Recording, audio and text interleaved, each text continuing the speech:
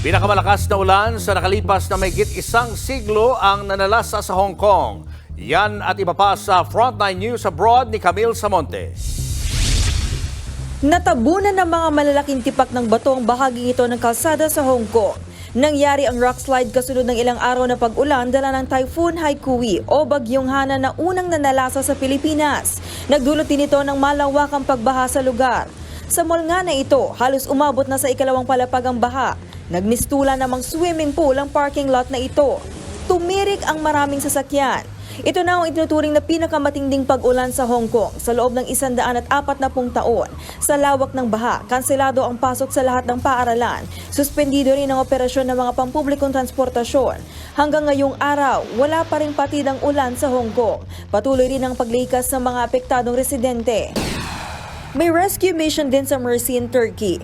Higit 100 rescuers na ang naroon.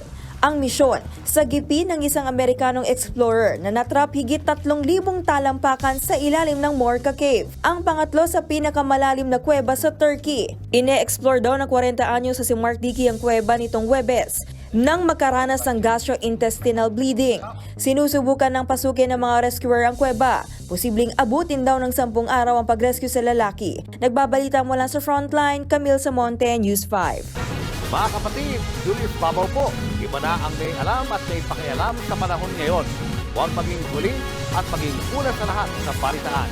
Mag-subscribe at mag-follow sa social media pages ng News 5.